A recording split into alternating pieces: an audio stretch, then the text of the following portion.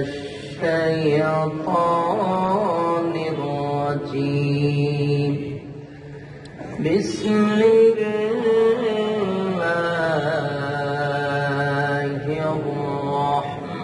الرحمن الرحيم إنك لا تهدي من أحببت ولكن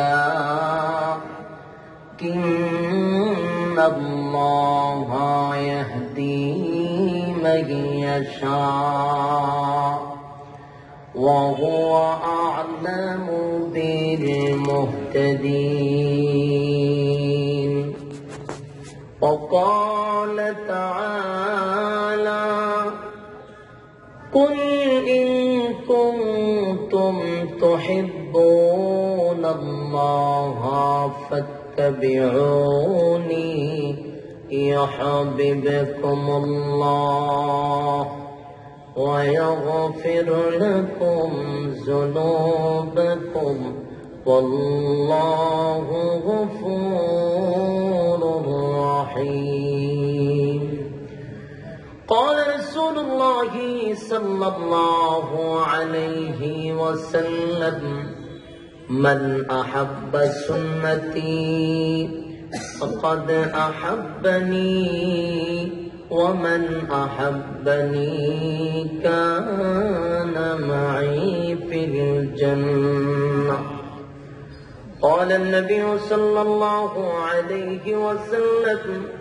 لا يؤمن أحدكم حتى أكون أحب إليه من والده وولده والناس أجمعين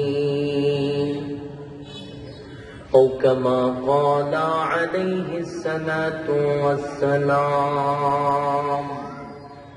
محبت شہید زبان پر سرشت ضرور درود ابراہیم پڑھی اللہم صلی علی محمد وعلی کما صلیت علی ابراہیم وعلی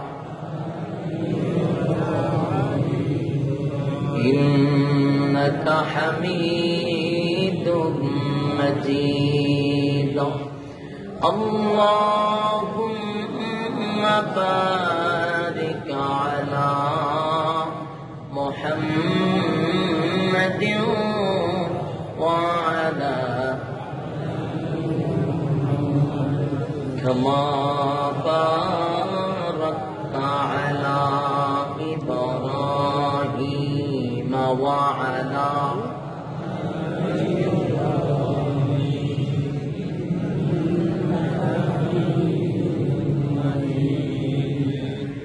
نور عرفان محبت دل میں بھر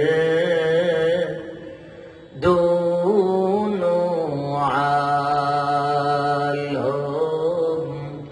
سے ہمیں کر بے خبر جلا تو نے دی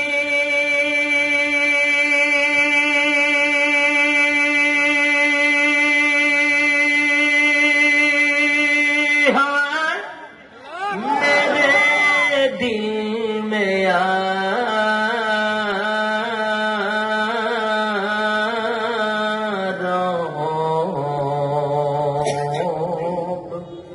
جنم کی دوا اب پلا دے خدایا سارے دنیا طے کیا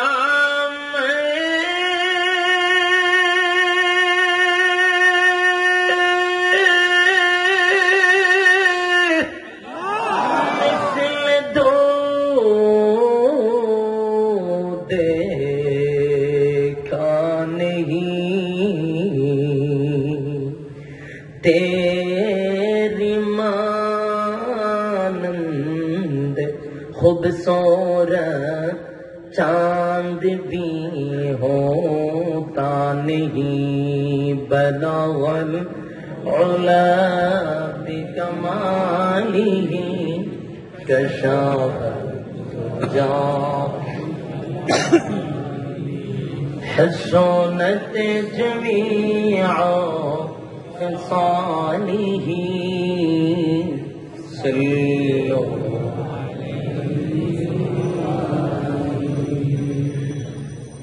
مدینہ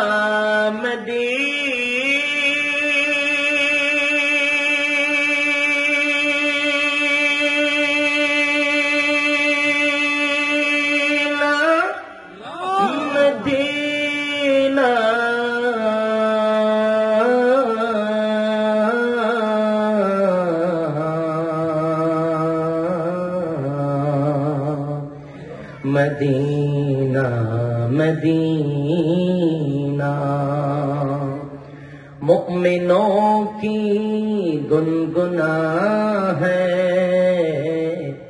دیدار مدینہ، عاشقوں کی تمنا ہے، بلغ العلا بکمالہ کشف جا بجمالہ حسنت جمیع خصالہ صلو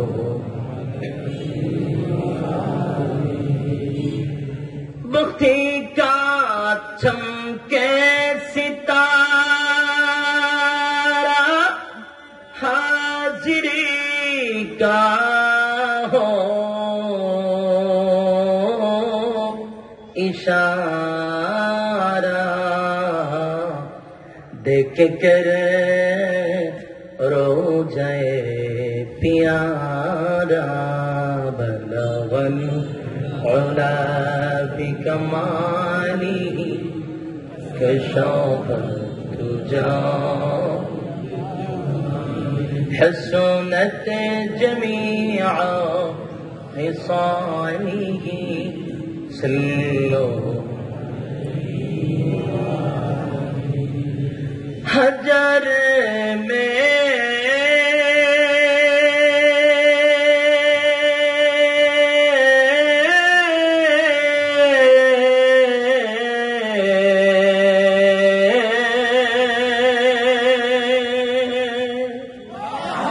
شجر میں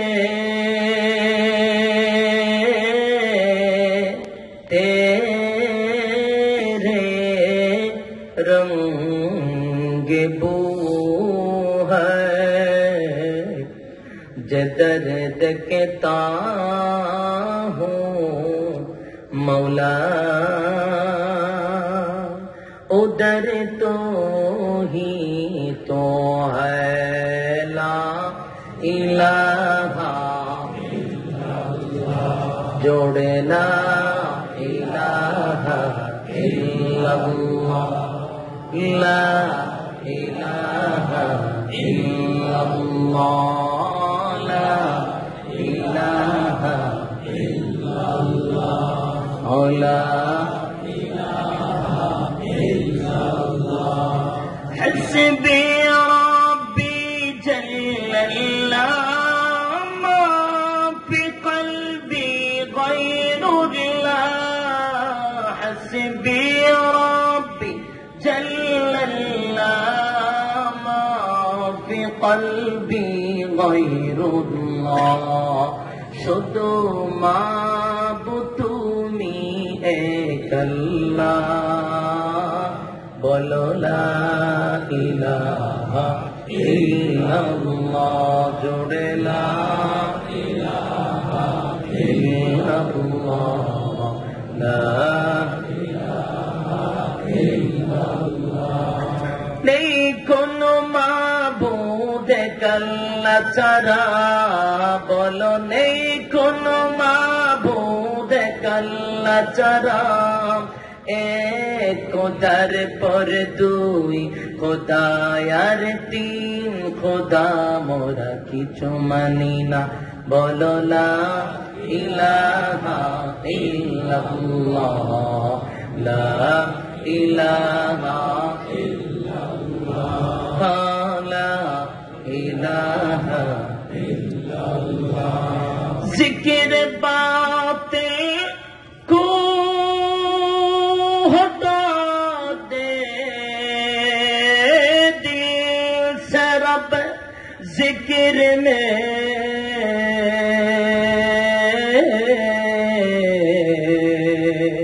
तेरे लगा दे रोज शाब ला इलाहा इल्लल्लाह मुहम्मदुर रसूलुल्लाह सल्लल्लाहु अलैहि वसल्लम। আলহামদুলিল্লাহ, গাজীপুর জেলার অন্তর্গত চান্দনা উত্তরপাড়া যুব সমাজের উদ্যোগে আয়োজিত আজকের বার্ষিক তাফসীরুল কোরআন মাহফিলের সম্মানিত সভাপতি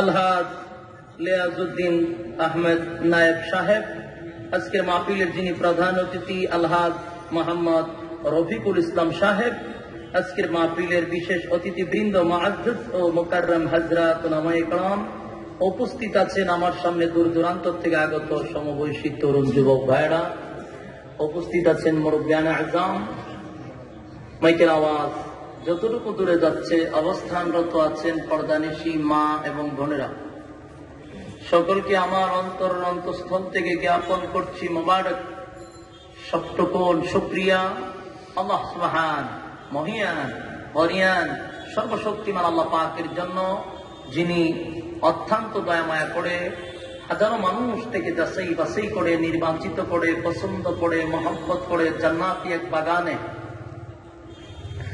উলামায়ে কেরামদের সহবতে আসা বসা তৌফিক প্রদান করেছেন। এজন্য আসুন সকলেই আবানত চিত্তে হৃদয়ের আবেগ অনুভূতি উজাড় করে সমাবেত কণ্ঠে উচ্চ সুরে ঈমানের তেজে তেজিয়ান হয়ে সবাই মিলে আওয়াজ দিয়ে শুকরিয়া আদায় করছি আলহামদুলিল্লাহ। লক্ষ কোটি দুরূদ এবং সালাম আল্লাহর সৃষ্টির প্রধান আকর্ষণ বিশ্ব সভার সভাপতি শামসুল হেদায়েত বদরুদ্দোজা সৈয়দুস সাকারিন ইমামুল মুরসালিন খাতামুন নবিয়্যিন ওয়াল মুরসালিন জনাব মুহাম্মদুর রাসূলুল্লাহ সাল্লাল্লাহু আলাইহি ওয়াসাল্লাম। সম্মানিত সুধী, আপনারা আসতে পেরে বসতে পেরে খুশি না বেজার? খুশি। সবাই খুশি? যারা দাঁড়ায় দিচ্ছে আরো খুশি কেমনে? জায়গা নেই জন্য খুশি। যারা দাঁড়ায় রয়েছে আপনাদের সে সব তাদের কন্যা বেশি, তাদের সব বেশি। দাঁড়িয়ে আছেন অনেক কষ্ট, বেশি সময় দাঁড়িয়ে থাকা যায় না, এরপর আপনারা দাঁড়িয়ে কথাগুলি শ্রবণ করার চেষ্টা করতেছেন। রব্বে কারীম আপনাদেরকে দুনিয়া এবং পরকালের সম্মান দান করুক, আমিন। আপনারা অত্যন্ত গুরুত্বপূর্ণ একটা মজলিসে বসছেন, ফজিলতপূর্ণ একটি মজলিস, আল্লাহ ওয়ালাদের মজলিস, ফেরেশতাদের মজলিস, যেখানে কোরআন এবং হাদিসের কথাবার্তা বলা হয়। এটা সাধারণ কোন মজলিস থাকে না, দামি মজলিস হয় না। মেজালিসুল কোরআন, মেজালিসুল্লাহ, এই সমস্ত মজলিসগুলি আল্লাহর মজলিস হয়ে যায়। সুবহানাল্লাহ। যতক্ষণ প্যান্ডেলটার ভিতরে থাকবেন অথবা কোরআনের কথা শোনার জন্য এটার এরিয়ার ভিতরে আছেন, ততক্ষণ পর্যন্ত নাযালাত আলাইহিমুস সাকিনা, উপর থেকে রহমত নাজিল হইতে থাকবে। দ্বিতীয় কথা শোনার উদ্দেশ্যে যতক্ষণ এইটার এরিয়ার ভিতরে থাকবেন ততক্ষণ গুনাহ না হওয়াটাই সম্ভব। প্যান্ডেলের বাহিরে গেলে গুনাহ হওয়াটা সম্ভব। আমরা গুনাহ এক মুক্ত পরিবেশ এখানে বসা, মোনাজাত পর্যন্ত থাকতে রাজি আছি ইনশাআল্লাহ। সবাই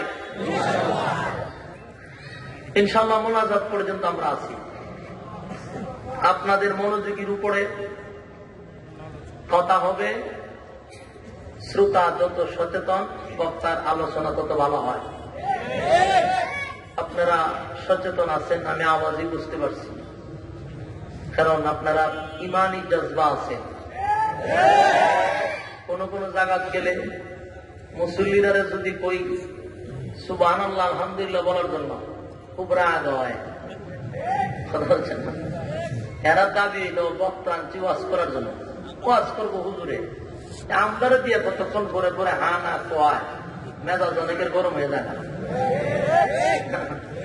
খুব রাগ, খুব রাগ।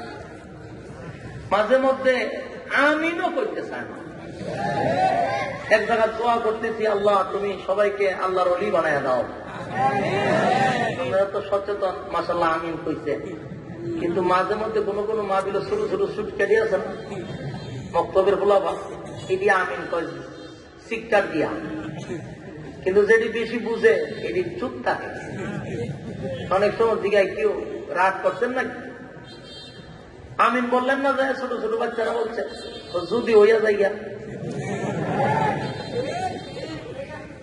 ওলি, যদি হইয়া জায়গা লাভ না তো না, ওলি হইলে নমাজ পড়লে খালি হইতো না, তাহাইতে তো গরম লাগবে। এরপরে আপনার মিথ্যা কথা বলা যেত না, দুর্নীতি সাদাবাজি করা যেত না, রডের বন্ধা বাস দিয়ে সব মিলা হিসাব করে দেখতে সুখটা খাই বালা, মাঝে মধ্যে নীরবতা পালন করে। আপনারা মাশাআল্লাহ খুব সচেতন, খুব সচেতন। আজকে ভালো লাগবে কথা ভাইয়া, ঠিক আছে না আপনারা? হইব ইনশাআল্লাহ, চিন্তার কোনো কারণ নেই, হয়ে যাইব কি, অসুবিধা নেই। এখন এখানে যতক্ষণ বসা থাকবেন ইনশাআল্লাহ গুনাহ না হওয়াটা আমাদের জন্য সম্ভব। কিন্তু যারা রাস্তাঘাটে দোকান পাটে অযথা অকারণে নিষ্প্রয়োজনে ঘোরাফেরা করতেছে, তাদের দ্বারা গুনাহ হওয়াটা সম্ভব। এই জন্য আমরা তাদেরকে বলবো গুনাহমুক্ত পরিবেশে চলে আসি। আল্লাহ তৌফিক দান করুক, আমিন। সম্মানিত সুধী, লম্বা ভূমিকা দিয়ে সময় নষ্ট করার কোন সুযোগ নেই। আপনারা আসছেন কোরআন শোনার জন্য। ওয়াজ মাহফিলে মানুষ কেন আসে? নিজেকে পরিবর্তন করার জন্য। এই যে আজকে আমাদের একজন সভাপতি সাহেব, উনি কিছুক্ষণ আগে বলল যে যুবকদেরকে ধন্যবাদ দেওয়া দরকার। আসলেই বাস্তব, যুবকদেরকে ধন্যবাদ দেওয়া দরকার। এখানে ধন্যবাদ দিয়ে তাদের ঋণ শোধ করা যাবে না। যেই যুব সমাজ আগে যাত্রা করত, আগে আমরা আফারের আইনা কমর দুলানির নাচ দেখাইত, বাজনার সুরে মাটি পর্যন্ত কাঁপত, তাহলে ডান্স তো থাকলো, ডান্স ডান্স ডান্স, ঠিক না? সব বাদ দিছে যুবকরা, সব বাদ দিয়ে এখন সবাই একত্রিত বৈশা এরা মিটিং করে কোন বক্তারে আনা যায়। কতটুকু পরিবর্তন হয়েছে? গান বাজনা নাই, এখন বাদ নাই তো। গান বাজনার কিনা যাত্রারও বাদ নাই, সিনেমা হল যারা করে এরারও বাদ নাই। কালকে একটা ভিডিও দেখছি, আপনার 1 মিনিটে সচেতন করার জন্য বলছি।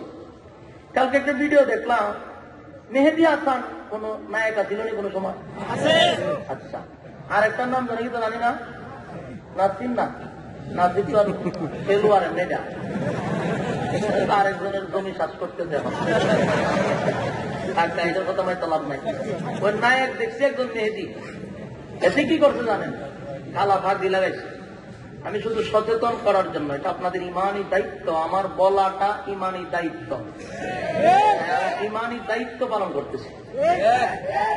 দেখি এতে কালা ভাগি লাগাইছে, পাঞ্জাবি একটা পড়ছে, একটা কোট লাগাইছে, আর একটা এটার সাথে আসিল, এটা নায়ক না বলে এটা বিলিয়নের চরিত্র করত, আর হে নায়কের চরিত্র করত। ইডিরে নিচে মাহফিল নিচে যে এক বক্তা ওয়াজ করতেছে।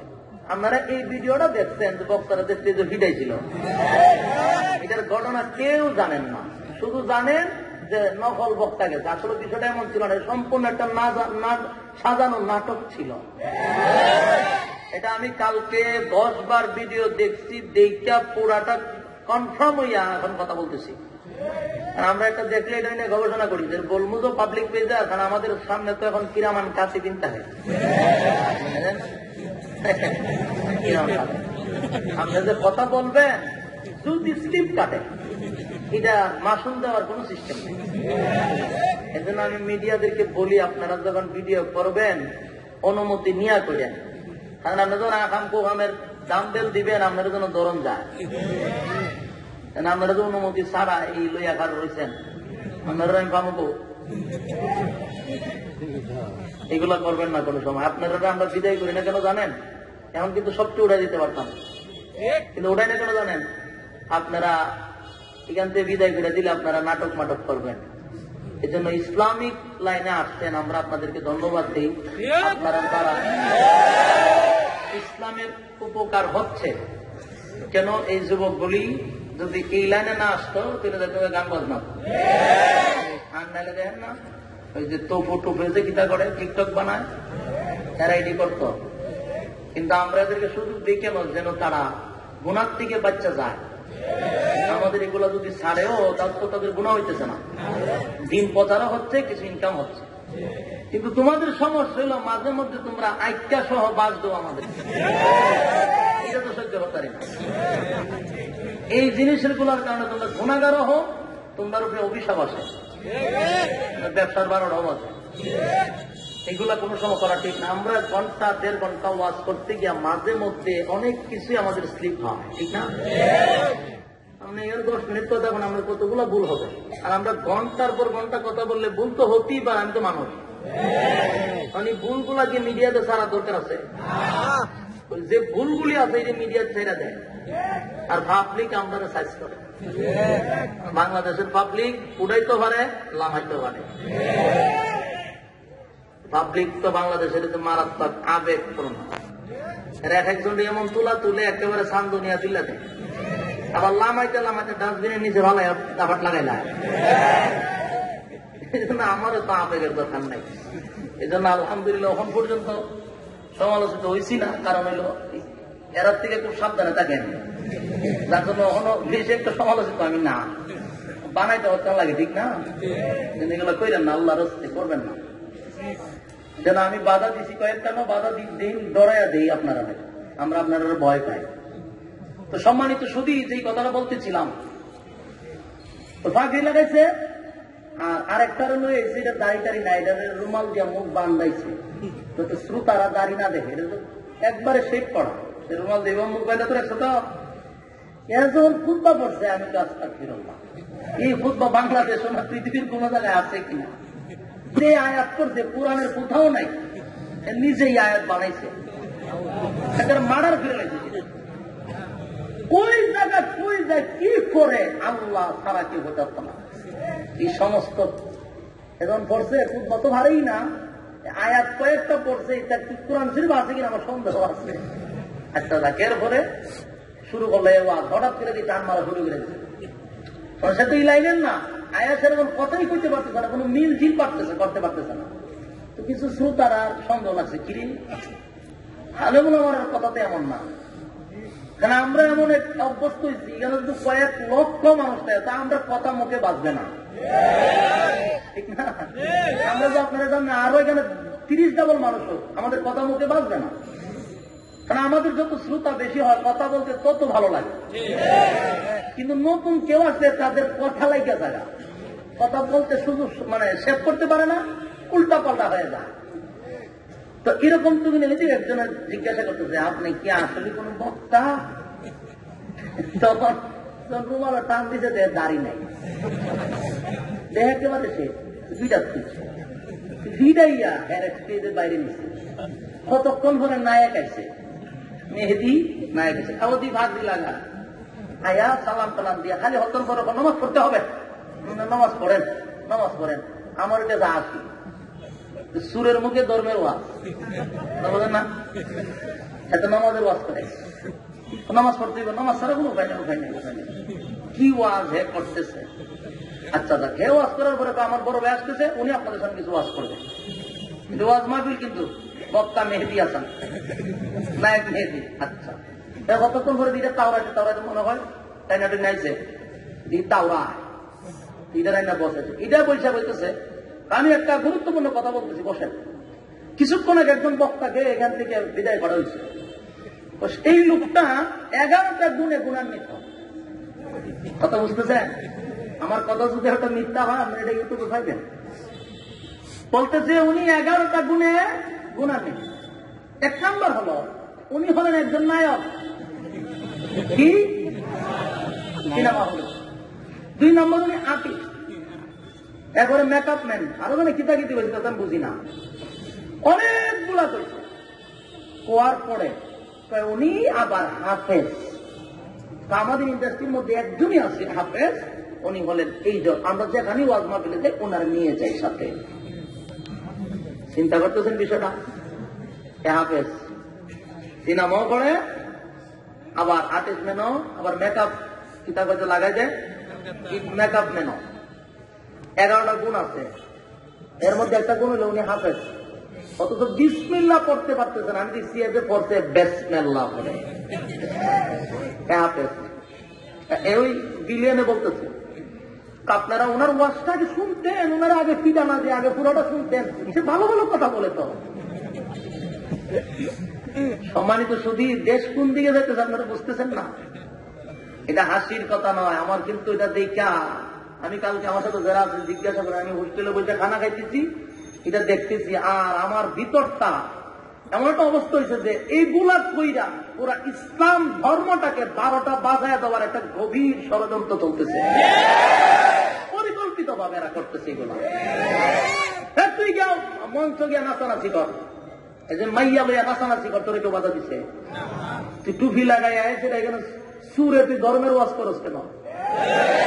তোরে কি গান আনছে? এখানে যদি আয়াসিরা একজন বাউল বিগত বা একজন নায়ক নায়িকা আয়াসিরা ধর্মের কথা আপনাদের ভালো লাগবে? ওয়াজ করতেছে। এরপর আবার কি কইতে জানেন? আগামী বছর ইনশাল্লাহ আমরা যদি বেঁচে থাকি ডিপজল বাইরে আনবো, এরপরে ইসলাম সন্ধ্যা আনবো, আরো নায়ক নায়িকা নিয়ে আমরা আসবো ইনশাল্লাহ, আপনারা চিন্তা করবেন না, এই বছরের মাহফিলে সফল হোক। আপনারা যদি বিশ্বাস না হয় এখন ইউটিউবে, তাহলে আপনারা পাইবেন। যদি মিথ্যা হয় আমার ফোন দিয়ে, আমি কয়েকবার দেখতে কথা বলতেছি, দাওয়াত দিয়া যা আগামী বছরে আনবো। দেশ কোন দিকে যাইতেছে চিন্তা করছেন? মুসলমান। আমি আশ্চর্য হই, যতগুলো শ্রোতা বইছিল সব দিকে গাঁজা খাইয়া বইছিল। হ্যাঁ, এই সময় জুতাটা ফিটা দেয় না কেন? জুতা লইয়া ফিটা দেয় না কেন? আমার কথা হলো তোদের নাচে আমরা বাধা দিই না। তোরা যদি নারী লইয়া নাচ আমরা বাধা দিতে পারি না, কারণ এটা স্বাধীন দেশে তোদেরকে উপর থেকে সিস্টেম করে দিছে। তোরা নাচতে বাধা দিলে আমরা উপরে সাইজ করে লেগে, আর তোরার রাজত্ব করতে থাক। আমরা কি তোরা বাধা দিছি না কামড়াইছি? আমরা লেবাস ধরেছি, আমরা জুতা দেশ কেন? আমাদের লেবাস ধরস কেন? আর গোটা বহির্বিশ্বে আমার ইসলামকে শুরু করতেছিস কেন? এজন্য আমি বলবো মাননীয় সরকার, কেউ বলতে চাই এই ব্যাপারে সচেতন হন। এদেশের 96% মুসলমান সব বরদাস্ত করতে পারে, ইসলামের উপরে যদি আঘাত আসে বরদাস্ত করা যাবে না, এটা বরদাস্ত করবো না।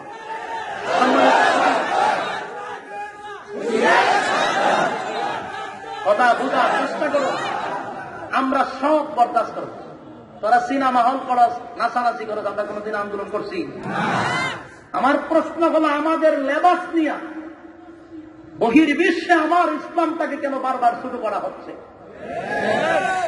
আমি কয়েকটা কমেন্ট করছি, এর মধ্যে কয়েকজন লেখছে আমি ইন্ডিয়ার থেকে বলছি বাংলাদেশের মানুষগুলি বন্ধ হয়ে গেছে। কমেন্টে লিখতেছে ইন্ডিয়ার থেকে। এরকম বিভিন্ন জায়গায় যদি এরকম কোন সভা হয়, প্রতিবাদ করবেন, আপনাদের ইমানি দায়িত্ব করবেন। এই সমস্ত ফাউল গুলাদেরকে জায়গায় সাজ করবেন, জায়গায় সাজ করবেন। তোদের ভণ্ডামি তোদের জায়গায় গিয়া কর। ওয়াজ মাহফিলের নামে যদি কোন ধরনের কৌতুক, কোন ধরনের সিনেমা বানানো হয়, জায়গায় পিটাইয়া আবার দাঁত পালায় দিবে, সুযোগ দেওয়া হবে না। ইসলাম নিয়ে ভণ্ডামি করার কোন সুযোগ নাই। সম্মানিত সুধী, আসুন আমরা ওয়াজ মাহফিলে আসি কেন? আমাদের দিলের পরিবর্তন হওয়ার জন্য। বেনামাজি মানুষ সেখানে এলে নামাজি হয়ে যায়। আমাদের ওয়াজগুলি শুনে শুনে মানুষ নামাজি হয়েছে। মানুষ আগে গান শুনতো, এক একটা মোবাইলে 300 হিন্দি গান থাকতো। আমরা চ্যালেঞ্জ করলাম, এখানে যুবকদের মোবাইল চেক করেন, আল্লাহর কসম অধিকাংশ এখন ওয়াজ পাইবেন। এখন যুবকরা ইউটিউবে খালি বক্তাদের ওয়াজ তালাশ করে, গ্যালারি সব কালি, সিনেমা হল কালি, সব জায়গায় লোক নাই উলামায়ে কেরামদের কাছে সব। কি করবো, লাস্টে এখনই বাদ করছে। এই জন্য মানুষ এখানে আসে নিজেকে পরিবর্তন করার জন্য। আর আমরাও যে ওয়াজ করি, এটা কোনো রাজনৈতিক মঞ্চ নয়, এখানে আমরা রাজনীতি আলাপ করার জন্য আসি না, ঠিক না? আমি কোনো চেয়ারম্যানও না, মেম্বারও না, আগামীতে কিছু দাঁড়ানো এমন চিন্তা ভাবনা না। আমরা আজকে কোরআনের ওয়াজ করার জন্য, মানুষকে হেদায়েতের রাস্তা দেখানোর জন্য, রাজনীতি আলাপ করার জন্য আমি আসি নাই। আমি তো রাজনীতি আলাপ করতাম, তাহলে আমার এখানে না বসাইতো না, ঠিক না? কোরআনের মজলিস আর কোরআনের আকর্ষণ, এটা কিয়ামত পর্যন্ত থাকবে। ওয়াজ যদি চলতে থাকে, আকর্ষণ কমবে না, দিন তো দিন বাড়তে আছে। কারণ আল্লাহর রাসূল বলেন, কোরআন কিয়ামত পর্যন্ত এটার আকর্ষণ চলবে। সমস্ত নবী রাসূলগণ চলে গেছেন, তাদের মুজিজাও চলে গেছে।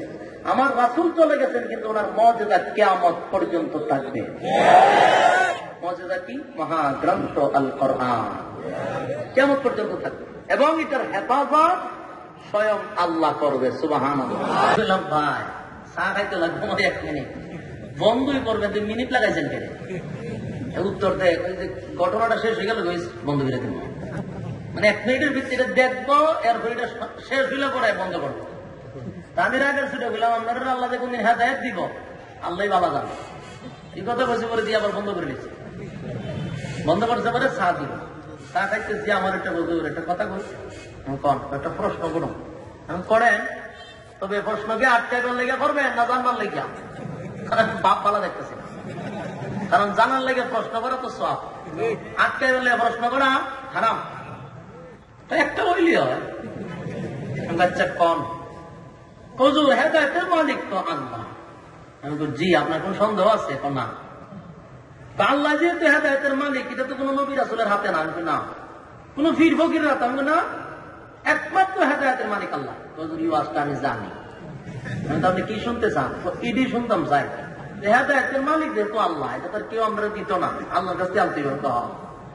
আমি যে কাম কুকাম, দিনের কাম রাত্রের কাম করি, আল্লাহ দেখে নি, আমি দেখে আমার হেদায়েত দিলে কি হয়? কি জাতের প্রশ্ন করছে চিন্তা করছে। আমি নিজে বেউ হয়ে গেছিলাম, আমাদের উত্তর দিন গেতাম। আরো 4 জন বই রয়েছে সাইডে বাইডে, এডিও বইয়া বইয়া কতক্ষণ দেখছে আর চা খাইছে।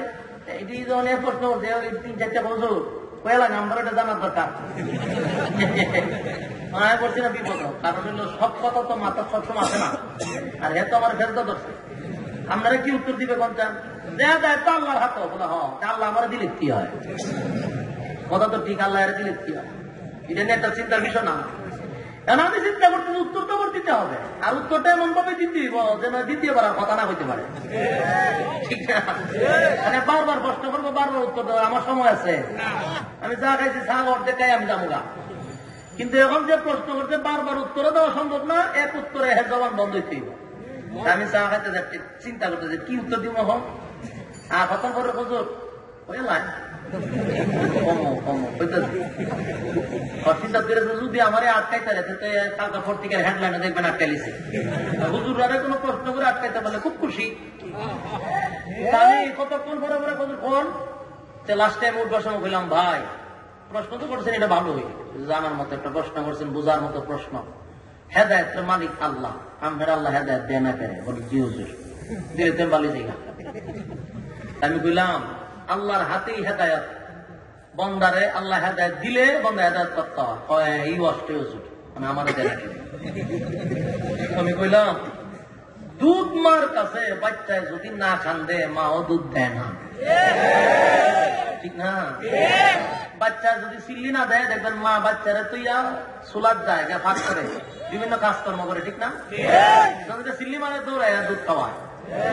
হেদায়েত আল্লাহর কাছে কত সত্য, বান্দায় যদি হেদায়েতের জন্য আল্লাহর কাছে না চায়, আল্লাহ দেয় না। এ কতক্ষণ যেটা চাই সেটা কথা তো ঠিক। আমি কোনো সময় আল্লাহর কাছে চাইছেন না, আমাকে বইবে টিভি দেখছেন, আর টিভি দেখতে দেখতে আমার দ্বারা কয় আল্লাহ হেদায়েত দেয় না কেন? এটা কি হেদায়েত ছাওয়া না হয় জানি করা? ঠিক তেমনি ভাবে এই মাহফিলে আসছেন, এটা একটা হেদায়েতের রাস্তা। এখানে আইসা যদি আপনি হেদায়েতের জন্য দরখাস্ত করেন, এটা যুক্তি। আমরা তো সিনেমা হলের ভিতরে গিয়ে এখন আমার হেদায়েত দেনা করে, এটা হলো ফাজলামি। আমি এবার বললাম, আপনি তো আমার প্রশ্ন করলেন, আমরা কোনোদিন হেদায়েতের জন্য আল্লাহ আমার জীবনও চাইছি না। আমি তো ভাবছি আল্লাহ আমার দিব। আমি তো আল্লাহ আসমান আল্লাহ মা দোকানও দিয়ে যাবো টিভি বন্ধ করিয়া। এরকম প্রশ্ন কিন্তু আমাদের অনেকের ভিতরে ছিল, এবং অনেক ওই চিন্তা করে দোকানে বইয়া টিভি দেখে আর চলে, নামাজ পড়ে না। কারণ আল্লাহ দেখা যায় দিব বইয়া দিচ্ছে লাইন মাইব আসমান থেকে আইনা চাইলে হেদায়েত দিয়া যাবে।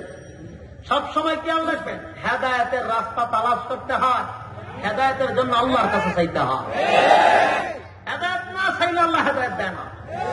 আপনারা জানেন রাসূল আরবি সাল্লাল্লাহু আলাইহি ওয়াসাল্লাম 2 জন ইসলামের সবচেয়ে বড় শত্রুর জন্য দোয়া করছিল। এর মধ্যে একজনের নাম খলিফাতুল মুসলিমিন উমর, আর একজনের নাম আবু জাহিল্লা। এই 2 জনের নামে দোয়া করছে। আল্লাহ 2টার মধ্যে একটার আমি চাই। কেন চাই? দিনের স্বার্থে। আল্লাহ দোয়াটা কবুল করছেন ওমরের বেলায়, দোয়াটা কবুল করে নাই আবু জাহিল্লার বেলায়। মাঝখানে প্রশ্ন হইল, কেন রাসূল কি আবু জাহেলের জন্য কম দোয়া করছে, ওমরের জন্য বেশি করছে? না সমান? সমান দোয়া করছে, কিন্তু কবুল হইল উমরের বেলায়, কবুল হইল না আবু জাহিল্লার বেলায়। প্রশ্ন হইল কেন? প্রশ্ন কি এই কেন? কেনটা যদি আমরা জানি, সামনের রাস্তা চলা সহজ। এখন আসুন কেনটা আমি একটু জানাই দিই আপনাদের।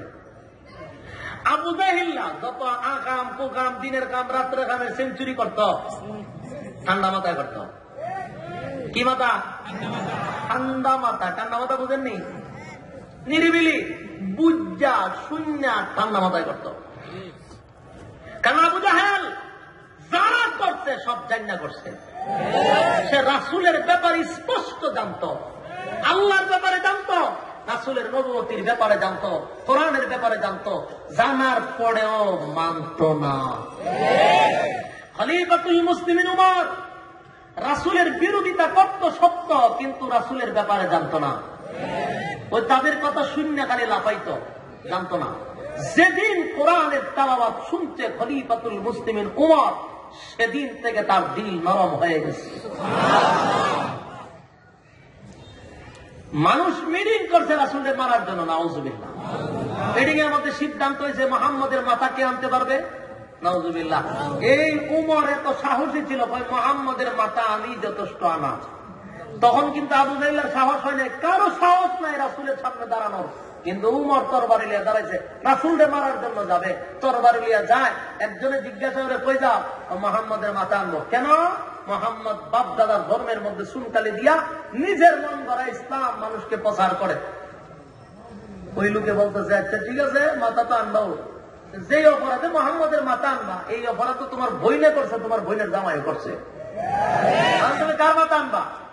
সর্বনাশ, তাহলে তো আগে আর মাথা আনতেই বলে। হ গেছে বইনের মাথা আনতো ঘরের ভিতরে, দরজার কাছে গেছে, আমি কোরআনের তেলাওয়াত শোনা যায়। সুবহানাল্লাহ। আর কোরআন এমন একটি গ্রন্থ যার কালাম আল্লাহ, স্বয়ং আল্লাহর কথা। সুবহানাল্লাহ। এটা যত পড়বেন মানুষের ঈমান তত তাজা হইতে থাকে। সুবহানাল্লাহ। উমর শুনতেছে কোরআন তেলাওয়াত, শুননা তো সে হেলতেছে আর দুলতেছে, যে এটা কোনদিন মানুষের কথা হতে পারে না। সুবহানাল্লাহ। নিশ্চয়ই আসমানি কোন কথা, কারণ এর জীবনে কোনদিন কোরআন শুনে নাই। আবু জাহেল জেনে বসে মেলা পাইছে। খলিফাতুল মুসলিমিন উমর বলেন, আমি কোরআন শোনার সাথে সাথে আমার দিলের মধ্যে বাড়ি মারছে, যেটা মানুষের কথা না। এই যে মনের মধ্যে একটা মানার মতো একটা অবস্থান তৈরি হয়েছে, এরপরে রাগ করে আছে, তো একটা লোক দেখানোর জন্য ভিতরে একটা ভাবার দেখানি লাগে না। ঘরের ভিতরে গেছে বই দিয়ে তাপ পাইয়া দাঁত মাত ফালাই দিয়েছে। কত বড় সাহস, কালেমা পড়ছস। বইনে ফিটাইতে ফিটাইতে যখন রক্ত লইয়াই পড়ছে, বোনেও স্পষ্ট ঘোষণা দিছে, তুমি যেই বাবার সন্তান, আমি সেই বাবার কন্যা, সুতরাং মারতে পারো, কালেমা ছাড়ব না। তোমার নরম হয়ে গেছে। কতলে আর একটু শোনা, আবার হর। এই কোরআন পড়তেছে আর শুনতেছে, মানার মতো তার মন মানসিকতা তৈরি হয়েছে। আল্লাহ হেদায়েত ডাইল্লা দিছে। কিন্তু আবু জাহিল্লা বহু শুনছে, কিন্তু কি করে নাই। আরে যুবক ভাই, আবু জাহেল কত বড় বাটপার ছিল। ওমর যেমন কোরআন তেলাওয়াত শুনে পরিবর্তন হয়েছে, আবু জাহিলা একবার নয় রে, বহুবার কোরআন শুনছে। এমন কি পাওয়া যায় রাত্রের বেলায় আবু জাহিলা ঘুমাইতো না? সুবহানাল্লাহ বলেন। রাত্রের বেলা আবু জাহেল ঘুমায় না, রাসূলের কোরআন তেলাওয়াত শোনার জন্য চুপি চুপি চুপি চুপি দাঁড়িয়ে থাকতো। আল্লাহর নবীর কোরআন তেলাওয়াত শুনতো, তার লোকেরা তারা জিজ্ঞাসা করত, দিনের বেলায় মুহাম্মদের বিরোধিতা করত, আর রাত্রের বেলা চুপি চুপি রে মুহাম্মদের কোরআন তেলাওয়াত শুনস। আবু জাহেল উত্তর দেয়, মুহাম্মদের তেলাওয়াত এত মজা, এত মজা, এত মজা, শুনতে এত ভালো লাগে, না শুনলে আমার রাত্রে ঘুম আসে না। আবু জাহেল কোরআন শুনত, সুবহানাল্লাহ বলেন না? তখনকার আবু জাহেলরা কোরআন শুনত, বর্তমান আবু জাহেলরা কোরআন শুনেও না, শুনতেও দেয় না। তখনকার আবু জাহেলের থেকে বর্তমান আবু জাহেল গুলি আরো নিকৃষ্ট, আরো তখন কোরআন শুনত, আর এখন শুনেও না, শুনাইতেও দেয় না। আবু জাহেল রাসূলের কোরআন তেলাওয়াত শোনার জন্য রাত্রের বেলা লুকাইয়া লুকাইয়া নবীর তেলাওয়াত শুনত। তার লোকেরা জিজ্ঞাসা করলে কইতো এটা এত মজা, এত মজা, আর নবীর তেলাওয়াত তো কেমন সুন্দর হবে। আল্লাহ রাব্বুল আলামিন আমার নবীর কণ্ঠ দাউদ নবীর চেয়ে সুন্দর দিছে।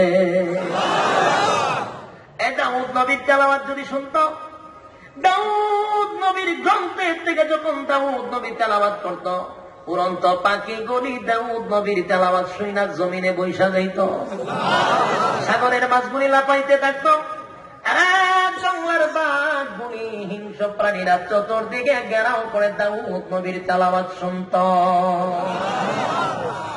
দাউদ নবীর থেকে হাজার গুণ আমার নবীর তেলাওয়াত সুন্দর। যুবক ভাই, দাউদ নবীর কণ্ঠ সুন্দর ছিল, কথা সত্য, কিন্তু দাউদ নবীর গ্রন্থের তেলাওয়াত শুনে একটা মানুষও ঈমান আনে নাই।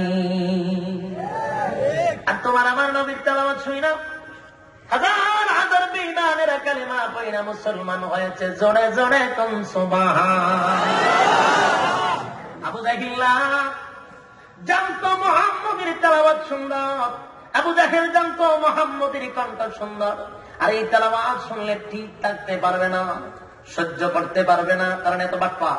আবু জাহেল কি বাটপার, কি অস্ত্রের বাটপার।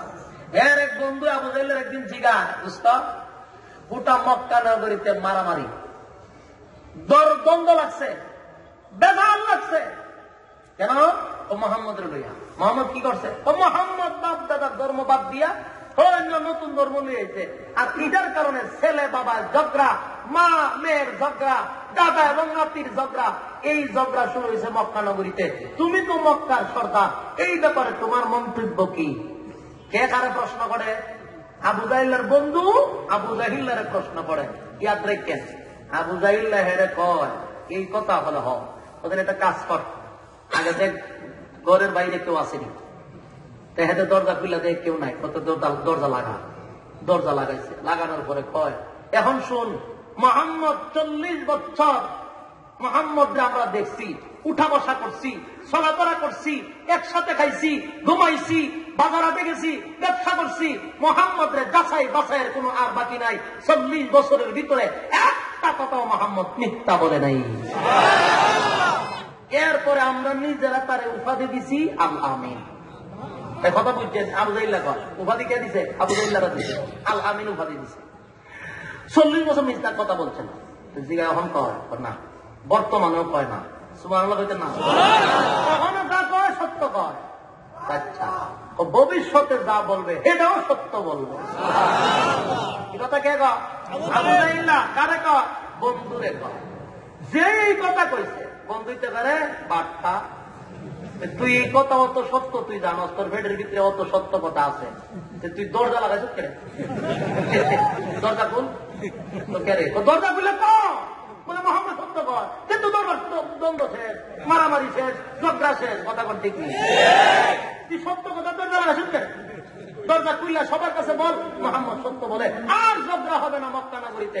ইয়ে তো ফেস লাগাই তুই দরজা লাগাই করে দিস। কত বড় এর আউজেলে কি তাকে জানেন কথা সত্য দরজা বিল্লা যদি আমি সত্য কথা মানুষের কাছে কইতে পারতাম না, কারণ হলো আমি পলিটিক্স করি।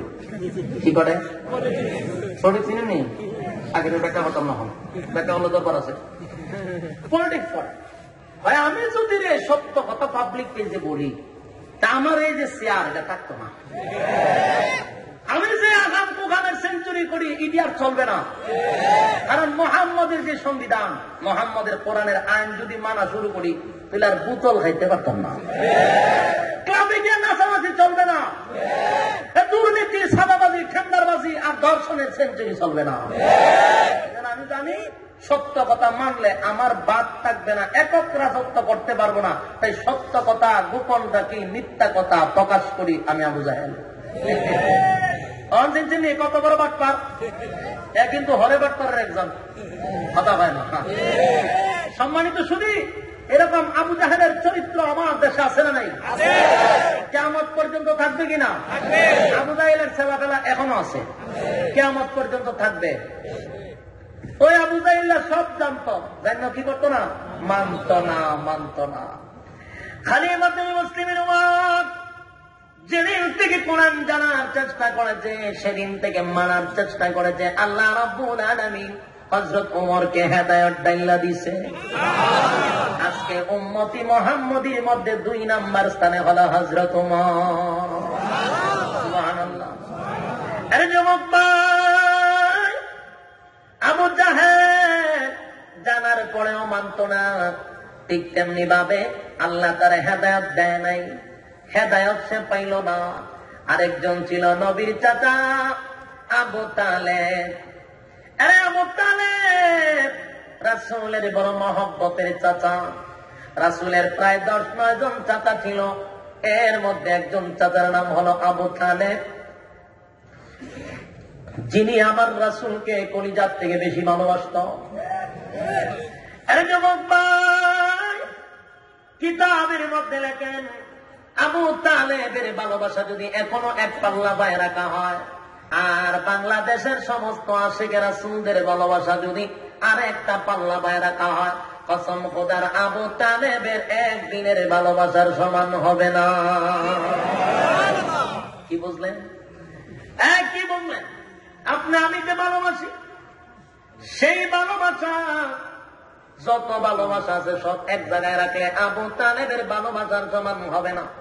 কারণ আপনি আমার ভালোবাসার মধ্যে ফরমালিন আছে, আমাদের মধ্যে ভেজাল আছে ভালোবাসা, কিন্তু আবু তালেবের ভালোবাসার মধ্যে কোনো ভেজাল ছিল না। আরে আবু তালেব যতদিন পৃথিবীতে বেঁচে ছিল, আল্লাহর নবীর শরীরে কেউ টাচ করার সাহস পায় নাই।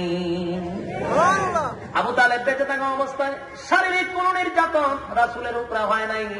যেদিন আবু তালেব দুনিয়ার থেকে বিদায় হয়, এরপর থেকে রাসূলের উপরে নির্যাতন শুরু হয়। আরে যুবক ভাই, এই দিলের কাল্লার সুর আবু তালেব আল্লাহর নবীর মহব্বতের চাচা। মহব্বতের চাচা কতটুক মহব্বত, নবীর সাথে এতটুক মহব্বত ছিল, একদিন 2 দিনের না। আল্লাহর নবীকে লালন পালন করছেন প্রায় 45 বছরের উপরে। কি বুঝলেন? কারণ আমার নবীর বাবা নাই, আমার নবীর মা নাই, ভাই নাই, নবীর বোন নাই, কেউ নাই। আল্লাহর নবী আবু তালেবের কাছে গিয়া বলেন, প্রাণের চাচা গো, আপনি আমার বাবার মতো ভালোবাসছেন, আপনি যদি এখন কালেমাটা না পড়ে আপনি মারা যান, কিয়ামতের মাঠে আমি আপনার জন্য সুপারিশ করতে পারবো না। তাই একবার আমার সঙ্গে পড়ুন, লা ইলাহা ইল্লাল্লাহু মুহাম্মাদুর রাসূলুল্লাহ সাল্লাল্লাহু আলাইহি ওয়াসাল্লাম। আরে যুবক ভাই, আল্লাহর নবী আবু তালেবের কাছে গিয়ে বলেন, প্রাণের চাচা একবারে কালেমাটা পড়েন, আর আপনি যদি কালেমা না পড়েন, ওগো চাচা চিরস্থায়ী জাহান্নামী হবেন, আর আপনি জাহান্নামী হবেন, আমি এটা বরদাস্ত করতে পারবো না। কারণ আমার বাবার আদর আমি আপনার কাছে পাইছি গো চাচা। কারণ আমার মা নাই, ভাই নাই, বোন নাই, আমার কেউ ছিল না। আপনারা জানেন আল্লাহ নবীর মতো এতিম এই পৃথিবীতে আর কেউ ছিল না। কারণ সবারই তো মাও থাকে না, বাবাও থাকে না, তো নবীর চেয়ে এতিম কেমনে না হয়? অনেকে বলতে পারেন যে নবীর মা ছিল না, বাবা ছিল না। গাজীপুরের অনেকের মা নাই রে, বাবা নাই, এমন এতিম আছে। কিন্তু আমার নবীর ব্যতিক্রমী একটা হৃদয় বিদারক ঘটনা হলো, আমার নবী দুনিয়াতে আসার আগে ওনার আব্বা দুনিয়ার থেকে বিদায় হয়ে গেল। দুনিয়াত আসার পরে আমার নবীর মার কাছে থাকতে পারলো না। 2 বছর দুধ পান করাইলো, হালেমাতুস সাদিয়া নিয়ে গেল ওই তায়েফের ময়দানে। সেখানে 2 বছর থাকার পরে হালেমাতুস সাদিয়া আবার নিয়ে আসলো আমেনার কাছে। আমেনা গো, তোমার সন্তানকে 2টি বছর দুধ পান করাইলাম। এবার আমেনা ডাক দিয়া বলেন, হালেমা, গোটা মক্কা নগরীতে মহামারী শুরু হয়েছে, আমার সন্তানকে তুমি আবার নিয়ে যাও তায়েফে। আবার চলে গেলেন তায়েফে, আরো 2 বছর থাকলেন। সর্বমোট কয় বছর? মার গর্ভের থেকে জন্ম নেওয়ার পরে 4টি বছর মায়ের কাছে থাকতে পারলো না, মায়ের চেহারাটা দেখতে পারলো না, মায়ের কোলে উঠতে পারলো না। রাসূলের 4 বছর বয়সে আল্লাহর হাবিবকে নিয়ে আসলো আমেনার কাছে। সেই আমেনার কাছে মাত্র 2টা বছর আল্লাহর হাবিব ছিল। যখন রাসূলের বয়স 6 বছর হয়ে গেল, 6টি বছর হয়ে গেল, ঠিক এই মুহূর্তে আল্লাহর নবী তার সমবয়সীদের সাথে মাঝে মধ্যে খেলাধুলায় যাইতেন, কিন্তু নিজে খেলতেন না, খেলা দেখতেন। একদিন আল্লাহর হাবিব সন্ধ্যা হয়ে গেল, সূর্যটা লাল লাল হয়ে গেছে, হাবিব এখনো গড়ে আসে না। আম্মা জান আমেনা চতুর্দিকে তালাশ করতে লাগলো, কোথাও রে আমার সন্তানরে পাওয়া যায় না। সূর্য লাল হয়ে গেছে, পাগলের মতো কলিজার টুকরা মোহাম্মদ রে তালাশ করে। ওই মাটির কিনারায় গিয়া দেখে আল্লাহর হাবিব একা একা মাটির কোনায় পড়ে, চোখের পানি গুলো ছেড়ে দিয়া নবী কান্দে। আম্মা জান আমেনা বলেন, বাবা মোহাম্মদ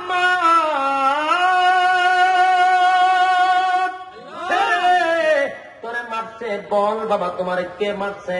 তোর দাদা হলো আব্দুল মুত্তালিব, মক্কা নগরীর সর্দার। বল বাবা তোমার কে মারছে, বিচার দিব। আল্লাহর হাবিব বলে, মা গো, আমারে কেউ মারে নাই গো মা। বলো বাবা তোমারে কেউ গালি দিছে? না গো মা, আমারে কেউ গালি দেয় নাই। তাহলে বাবা তুই একা একা এখানে বৈশা চোখের পানিগুলো ছেড়ে দিয়া কেন কান্দ? আল্লাহর হাবিব বলেন, মা গো, আমি কান্দি, আমার কলিজায় বড় দারুণ ব্যথা লাগছে গো মা। আমি তাকায়া দেখি প্রতিদিন ছোট ছোট বাচ্চাগুলি আমার সমবয়সী খেলাধুলা করে, সন্ধ্যা হয়ে গেলে তাদের বাবাগুলি এসে তাদেরকে আব্বু আব্বু বলে ডাক দেয় গো মা, তাদেরকে চুমো দেয়, কোলে নিয়ে বাড়িতে চলে যায়। আমি একা একা দাঁড়িয়ে থাকি গো মা, আমারে কেউ আব্বু বলে ডাকো দেয় না, কেউ আমারে কোলে নেয় না। সেই ব্যথায় ব্যতীত হইয়া আমি এখানে বৈশা বৈশা কান্দি। বলো না গো মা, সবার বাবা থাকলে আমার বাবা কোথায়? এই কথাটা শোনার পরে চোখের পানি ছেড়ে দিয়া কান্নার বলে, বাবা রে, পুরাতন আগুনটা আমার ভিতরে জ্বালায়া দিলি, আয় আয় তোর দাদা আব্দুল মুত্তালিবের কাছে তোর নিয়ে যাব। এবার দাদা আব্দুল মুত্তালিবের কাছে আল্লাহর পয়গম্বরকে আমেনা নিয়ে গেলেন। আমেনা বলেন, বাবা গো, আপনার নাতি, আপনার সন্তান মোহাম্মদ রে একটা নজর দেখতে চায়। আব্দুল মুত্তালিব এখন আবার কান্না শুরু করলো, আরে নাতি মোহাম্মদ, আমার সন্তান আব্দুল্লাহর কথা বলে আমার কলিজায় তুই আগুন ধরাইয়া দিবি। এবার আমেনা বলেন, বাবা আপনি যদি অনুমতি দেন তাহলে আপনার নাতিরে লইয়া আমি একটু মদিনায় যাব গো, মদিনায় গিয়ে আপনার ছেলে আব্দুল্লাহর কবরটা জিয়ারত করে আসবো। আব্দুল মুত্তালিব অনুমতি দিলেন। 2 জন সাথে একজন দাসী মায়মানদের সাথে নিয়ে গেল, চলে গেলেন মদিনায়। তখন মদিনার নাম মদিনা ছিল না, বোঝানোর জন্য বলি।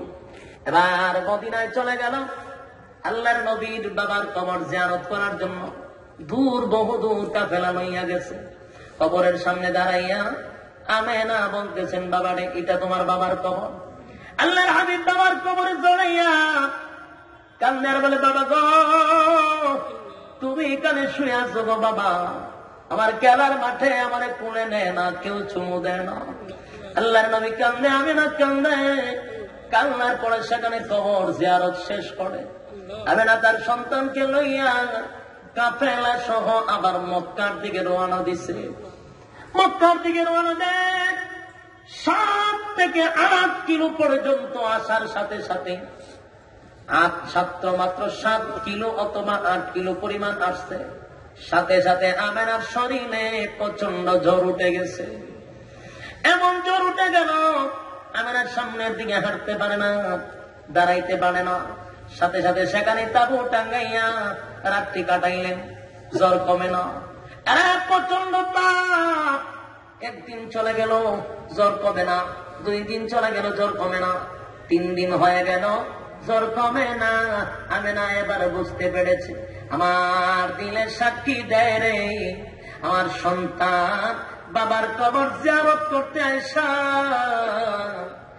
মনে হয় গো মারে লই আর মদিনায় যেতে পারবে না। আরে যুবক ভাই, আম্মা জান আমেনা ডাক দেয়া বলে, দাসী, আমার সন্তানরে আমার কোলে দেয়। আম্মা জান আমেনা আল্লাহর হাবিব রে বুকের সঙ্গে জড়ায়া দুইরা চুমু দিয়া বলে, বাবা রে, আর সিলি মদিনায় তোর বাবার কবর জিয়ারত করবি, কিন্তু বাবা রে, আমার দিলে সাক্ষী দেয়, যাওয়ার সময় বুঝি তোর মার কবরটাও জিয়ারত করে যাবি। আল্লাহর হাবিব আল্লাহর নবীর চুমু দেয় আর গলায় জড়ায় ধরছে।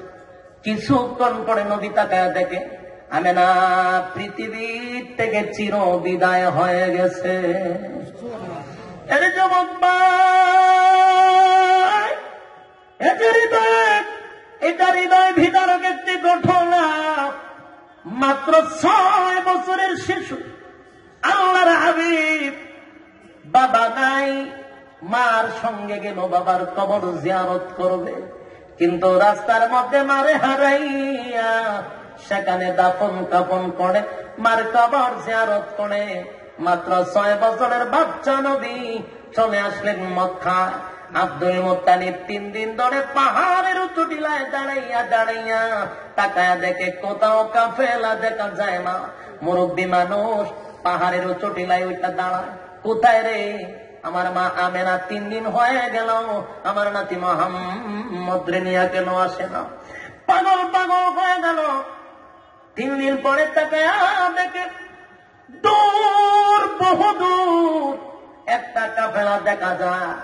মুরব্বী মানুষ দৌড়াইতে দৌড়াইতে সামনে একটা পাহাড়ের উঁচু টিলায় উঠছে। ওইটা তাকায়া দেখে ওই পাহাড় যে কাফেলা পাঠাইছিল সেই কাফেলা কাছাকাছি চলে আসছে। কিন্তু আব্দুল মুত্তালিব কাফেলার দিকে তাকাইয়া একটা চিৎকার মেরে বলে, কোথায় রে আব্বা, কোথায় রে আবু তালেব, হে রে আবু লাহাব, তোরা কোথায়? তাড়াতাড়ি আয়, তাড়াতাড়ি আয়। আমি তাকায়া দেখছি আমার কপাল আবার পুড়ে গেছে রে, আমার কপাল আবার পুড়ে গেছে।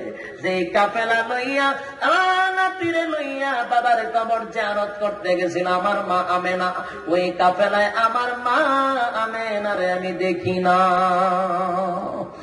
আব্দুল মুত্তালিব বৃদ্ধ মানুষ চিৎকার দেওয়া শুরু করছে।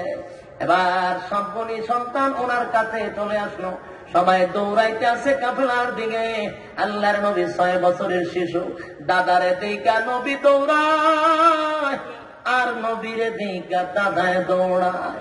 এবার আল্লাহর হাবিব আব্দুল মুত্তালিবের পায়ে জড়ায় দুইরা কান্দে আর বলে, দাদা গো, ও প্রাণের দাদা, বাবার কবর জিয়ারত করতে গেলাম, মার সঙ্গে বাবার কবর জিয়ারত করতে গেলাম গো দাদা, কিন্তু আসার সময় আমার মাকেও এখানে রেখে জিয়ারত করে আসছি। আব্দুল মুত্তালিব হাউমাউ করে কান্দেন। আল্লাহর নবী 6 বছরের শিশু নবী আমার মার ব্যথায় ব্যতীত হইয়া কান্দে। এবার আব্দুল মুত্তালিবের কাছে নবীজি ছিল। নবীর কেউ নাই, মাও নাই, এখন বাবাও নাই, ভাইও নাই, বোনও নাই, কেউ নাই। এবার আব্দুল মুত্তালিব দাদা বৃদ্ধ মানুষ, বার্ধক্যে পৌঁছে গেছে। কয়েকদিন রাসূলকে লালন পালন করলেন। আব্দুল মুত্তালিব ভাবলেন আমি তো বাঁচব না। মনে পড়ল ঠিক এই মুহূর্তে আব্দুল মুত্তালিব তার সন্তানগুলিকে একত্রিত করলেন আর ডাক দিয়া বললেন, আমার সন্তানেরা রে, তোদের কাছে আমি আজকে একটা আবদার করি। এই 10 জন ছেলের মধ্যে আমি আবু তালেবের কাছে আমার নাতি মুহাম্মদ রে রেখে যেতে চাই। যুবক ভাই, আব্দুল মুত্তালিব বলেন, আমার 10টা ছেলের মধ্যে আবু তালেবের কাছে আমার নাতিরে রেখে যেতেছে। আর কোন নাতির আর কোন ছেলের হাতে দিলেন না। দাদা বলেন, আমার দিনের সাক্ষী দেয় আবু তালেব আমার নাতিরে কষ্ট দিবে না, আমার নাতিরে মহব্বত করবে। আমার দিনের সাক্ষী দেয় আবু তালেব সেদিন থেকে রাসূলকে বুকে জড়াইয়া দিলা বল, বাবা গো ওয়াদা দিলাম আপনার নাতি মুহাম্মদ রে আমি কোনদিন কষ্ট দিব না। সুবহানাল্লাহ। ঠিক সেদিন থেকে আল্লাহর হাবিবকে লালন পালন করতে লাগলেন। একদিন 2 দিন নয় গো, টানা 45 বছরের উপরে আল্লাহর হাবিবকে লালন পালন করেছে। জোরে জোরে কোন সুবহানাল্লাহ।